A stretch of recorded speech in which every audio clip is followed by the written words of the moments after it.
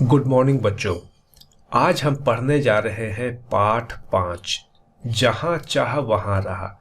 यानी कि यदि दिल में आपने कुछ निश्चय कर लिया है कि मुझे करना है तो आपको ज़रूर सफलता मिलेगी। वही मतलब है इसका। इस पूरे पाठ में हम एक लड़की के बारे में पढ़ेंगे जिसका नाम है ईला। चित्र को देख के आपको समझ में आ रहा होगा कि यह विकलांग है, यानी कि इसके हाथ नहीं है, हाथ काम नहीं करते बचपन से ही। लेकिन मेहनत, लगन और एक दृढ़ निश्चय के कारण ईला ने अपने पैरों से ही कपड़े में कढ़ाई का काम करना शुरू कर दिया। और वो इतनी खूबसूरत कढ़ाई करती थी कि जिनके हाथ हैं वो भी नहीं कर सकती थी। तो इसके हौसले की एक दास्तान है जो कि हम इस पाठ के माध्यम से सीखेंगे। तो चलिए आइए देखते हैं। सबसे पहले तो मैं रीडिंग करवाने का प्रैक्टिस करवाऊंगा और साथ साथ में एक्सप्लेनेशन भी करता जाऊंगा, ताकि आप रीडिंग भी करना सीखेंगे, किस शब्द का कैसे उच्चारण करेंगे वो भी सीखेंगे, और साथ साथ में पूरे चैप्टर को हम समझने की कोशिश करेंगे। मलमली धोती का बादामी रंग खिल उठा था। किनारों पर कसूती के टांकों से पिरोई हुई बेल थी। पल्लू पर भरवा टाके अपना कमाल दिखा रहे थे। सुनहरे रुपहले बेल बूटों से जान आ गई थी मलमल में। इन बेल बूटों को सजाया था ईला सचानी ने। ईला की हिम्मत की अनूठी मिसाल है ये कढ़ाई के नमूने। यानी कि कुल मिला के ऐसा है कि एक मलमली धोती का बादामी रंग खिल उठा था। मतलब बादामी रंग का एक मलमली धोती का कपड़ा था जिसपे ईला ने बहुत सुंदर तरीके से कढ़ाई का काम किया था, जो कि देखने में बहुत सुंदर लग रहा था। कुल मिला के ये कहने का अर्थ है। और ये देखने से इतना सुंदर लग रहा था कि मतलब कोई भी कह सकता है कि बहुत खूबसूरत है। और जिसके पास हाथ नहीं है उसने पैरों के माध्यम से ये करामात कर दिया, जो कि अपने में एक अनूठी मिसाल है। चलिए अब आगे बढ़ते हैं। 26 साल की ईला गुजरात के सूरत जिले में रहती है। उनका बचपन अमरेली जिले के राजाकोट गांव में अपने नाना के यहाँ बीता।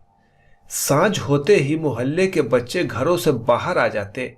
कुछ मिट्टी में आड़ी तिरछी लकीरें खींचते, कुछ कनेर के पत्तों से पिटपिटी बजाते, कुछ गिट्टे खेलते, कुछ इधर उधर से टूटे फूटे घरों के ठिकरे बटोरकर पिट्ठू खेलते। जब इन खेलों से मन भर जाता तो पेड़ की डालियों पर झूला डालकर ऊंची ऊंची पेंगे लेते और ऊंचे स्वर में एक साथ गाते। कच्चे नीम की निम्बोरी सावन जल्दी अयो रे। अब यहाँ ये कहा जा रहा है कि 26 साल की ईला जो है वो गुजरात के सूरत जिले में रहती थी और उसका जो बचपन है वहाँ पे अमरेली जिले के राजाकोट गांव में अपने नाना के यहाँ बीता था। तो जैसे ही वहाँ पे शाम हो जाता था तो मोहल्ले के सारे बच्चे एक साथ इकट्ठे हो जाते थे।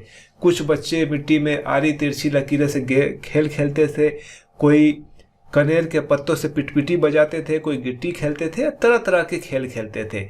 और उसके बाद बच्चे जो है एक साथ गाना भी गाते थे। क्या गाते थे? कच्चे नीम की निम्बोरी सावन जल्दी अयो रे। अब आइए आगे देखते हैं।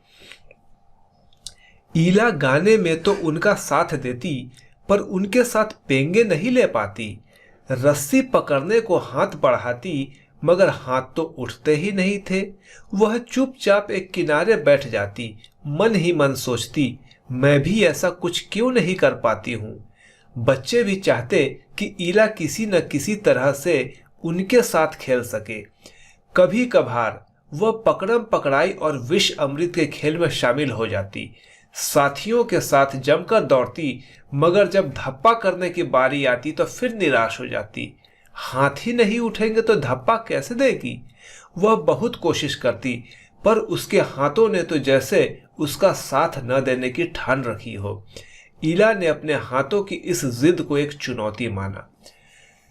तो ऐसा है कि बच्चों, जब सारे बच्चे वहां मोहल्ले में खेलते थे तो ईला भी चाहती थी कि उनके साथ खेले, लेकिन नहीं खेल पाती थी। हाँ, कुछ कुछ खेल ऐसे हैं जहां पे दौड़ना है, जैसे पकड़म पकड़ाई, विष अमृत, इसमें दौड़ने वाले खेल में तो शामिल हो जाती, लेकिन क्योंकि उसके हाथ नहीं थे तो जब धप्पा करने की बारी आती थी तो बेचारी निराश हो जाती थी। वो कोशिश करती थी कि मैं अपने हाथ से धप्पा कर दूं, कोई और काम कर दूं, लेकिन नहीं कर पाती थी। लेकिन लास्ट में उसने उसे चुनौती माना। उसने देख लिया कि मेरे हाथ काम नहीं करते हैं, लेकिन मैं इसे एक चैलेंज की तरह लूंगी। अब आगे देखते हैं। और उसने ये भी सोचा कि बिना हाथ के ही मैं हर काम करके दिखाऊंगी। ठीक है, उसने एक चुनौती ले लिया। अब आइए आगे देखते हैं। उसने वह सब अपने पैरों से करना सीखा जो हम हाथों से करते हैं। दाल भात खाना, दूसरों के बाल बनाना, फर्श बुहारना, कपड़े धोना, तरकारी काटना, यहाँ तक कि तख्ती पर लिखना भी। उसने एक स्कूल में दाखिला ले लिया। दाखिला मिलने में भी उसे परेशानी हुई। कहीं तो उसकी सुरक्षा को लेकर चिंता थी, कहीं उसका काम करने की गति को लेकर। किसी काम को तो वह इतनी फुर्ती से कर जाती कि देखने वाले दंग रह जाते, पर किसी किसी काम में थोड़ी बहुत परेशानी तो आती ही थी। वह परेशानियों के आगे घुटने टेकने वाली नहीं थी। उसने 10वीं कक्षा तक पढ़ाई की। वह 10वीं की परीक्षा पास नहीं कर पाई। ईला को यह मालूम न था कि परीक्षा के लिए उसे अतिरिक्त समय नहीं मिल सकता है। उसे ऐसे व्यक्ति की सुविधा भी मिल सकती थी जो परीक्षा में उसके लिए लिखने का काम कर सके। यह जानकारी ईला को समय रहते मिल जाती तो कितना अच्छा रहता। उसे इस बात का दुख है, पर यहां आकर सब कुछ खत्म तो नहीं हो जाता ना। ठीक है, यहां कहने का क्या मतलब है कि ईला ने देखा कि उसके हाथ नहीं है लेकिन पैर तो है, तो उसने पैरों के माध्यम से ही हर चीज करना उसने सीख लिया। जैसे दाल भात खाना, दूसरों के बाल बनाना, फर्श को साफ करना, बुहारना जो झाड़ू से हम बहारते हैं, कपड़े धोना, तरकारी काटना, तख्ती पर लिखना।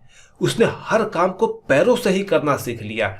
और इसी दौरान उसने एक स्कूल में भी दाखिला ले लिया, एडमिशन ले लिया। हालांकि स्कूल वाले उसको एडमिशन देना नहीं चाहते थे, क्योंकि उनको लगता था कि इस बच्चे की सुरक्षा कैसे होगी, ये फिर बाकी बच्चों के साथ स्पीड से काम नहीं कर पाएगी, तो टीचर को अलग से पढ़ाना पड़ेगा और वो संभव नहीं है। लेकिन जब उसे मौका दिया गया तो लोगों ने देखा कि वो काम को बाकी बच्चों से ज्यादा फुर्ती से करती थी। पर किसी किसी काम में उसे थोड़ी बहुत परेशानी होती थी, लेकिन वो हिम्मत बिल्कुल नहीं हारती थी। और इसी तरीके से करके उसने अपनी 10वीं कक्षा की पढ़ाई की, और वो 10वीं कक्षा पास नहीं कर पाई। दरअसल वो कारण ये था कि पैरों से लिखना उसके लिए दिक्कत था। और उसे ये बात पता नहीं था कि जो भी बच्चे विकलांग हैं, जिनके अंग काम नहीं करते हैं, उनको परीक्षा के दौरान एक व्यक्ति की सुविधा मिल सकती है, ताकि वो बोलते रहे और व्यक्ति लिख करके देते रहे। यह सुविधा दी गई है, लेकिन उसे समय रहते इसकी जानकारी नहीं थी। खैर कोई बात नहीं, यहीं तक तो कोई जीवन है नहीं। आगे देखते हैं। उसकी माँ और दादी काशीदाकारी करती थी। वह उन्हें सुई में रेशम पिरोने से लेकर बूटियां उकेरते हुए देखती। न जाने कब उसने काशीदाकारी करने की ठान ली। यहां भी उसने अपने पैर के अंगूठों का सहारा लिया। दोनों अंगूठों के बीच सुई थामकर कच्चा रेशम पिरोना कोई आसान काम नहीं था, पर कहते हैं ना, जहां चाह वहां राह। उसके विश्वास और धैर्य ने कुदरत को भी झुठला दिया। यहां तक बच्चों ये कहा जा रहा है कि उसकी माँ और दादी काशीदाकारी करती थी, मतलब कपड़े के ऊपर सुई धागा से डिजाइन बनाना, उसे कहते हैं काशीदाकारी। तो उसने जब धीरे धीरे देखा तो उसने ठान लिया कि मैं भी करूंगी, और उसने पैरों के अंगूठे के सहारे करना शुरू कर दिया। अब सोचने वाली बात है कि धागे में सुई में धागा पिरोना इतना आसान काम नहीं था, लेकिन कहते हैं ना, जहां चाह वहां रहा। उसने इस बात को झुठला दिया कि कोई काम असंभव भी है, और उसके धैर्य और उसके विश्वास से उसने इस काम को करना शुरू कर दिया, और बहुत बढ़िया तरीके से किया। 15-16 साल की होते होते ईला काठियावाड़ी काशीदाकारी में माहिर हो चुकी थी। किस वस्त्र पर किस तरह के नमूने बनाए जाए, कौन से रंगों से नमूना खिल उठेगा और टांके कौन से लगे, यह सब वो समझ गई थी। यानी कि 15-16 साल की उम्र तक वो माहिर हो गई थी। एक काशीदाकारी काठियावाड़ी काशीदाकारी होती है, जो कि एक खास तरह की शैली है, उसमें वो माहिर हो गई थी। उसे ये समझ में अच्छी तरह से आ गया था कि किस कपड़े पे कौन सा सैंपल बनाया जाए, कहाँ कौन सा रंग लगाना है जो कि मैच करेगा, और कहाँ किस तरह के धागे लगाए जाए, टांके लगाए जाए। इन सब चीजों की उसकी अच्छी समझ हो गई थी। एक समय ऐसा भी आया अब उसके द्वारा काढ़े गए परिधानों की प्रदर्शनी लगी। इन परिधानों में काठियावाड़ के साथ साथ लखनऊ और बंगाल भी झलक रहा था। ईला ने काठियावाड़ी टांकों के साथ साथ और कई टांके भी इस्तेमाल किए थे। पत्तियों को चिकनकारी से सजाया था, डंडियों को कांथा से उभारा था, पशु पक्षियों की ज्यामितीय आकृतियों को कसूती और जंजीर से उठा रखा था। पारंपरिक डिजाइनों में यह नवीनता सभी को बहुत भाई। ईला के पांव अब रुकते नहीं हैं, आंखों में चमक, होठों पर मुस्कान और अनूठा विश्वास लिए वह सुनहरी रुपहली बूटियां उकेरते थकती नहीं है। तो यहाँ ये कहा जा रहा है कि एक समय ऐसा आया कि वो इतनी खूबसूरत कशीदाकारी करने लग गई कि उसका एग्जीबिशन लगने लगा, प्रदर्शनी लगने लग गई, और वहां बड़े बड़े लोग आते थे और उसके टांकों को देखते थे, उसके काम को देखते थे। और धीरे धीरे करके उसने बहुत तरह के डिजाइन बनाए, जैसे कि पशु पक्षियों की ज्यामितीय मतलब ज्योमेट्रिकल शेप्स वगैरह बनाए, और बहुत खूबसूरत तरीके से उसने डिजाइन बनाना शुरू कर दिया। दूर दूर से लोग आके देखते थे, खरीदते थे और मनचाहे दाम में लोग लेकर के जाते थे। और इसका नतीजा ये हुआ कि उसका कॉन्फिडेंस लेवल बढ़ गया, उसके होठों पे मुस्कान आ गई, आंखों में चमक आ गई, उसे अपने ऊपर विश्वास हो गया कि अब कुछ भी कर सकती है, और धीरे धीरे करके उसने बहुत कामयाबी हासिल की। तो बच्चों, यही है पाठ का मतलब। रीडिंग का प्रैक्टिस कीजिए और बार बार रिपीट करके इसे देखिए। धन्यवाद।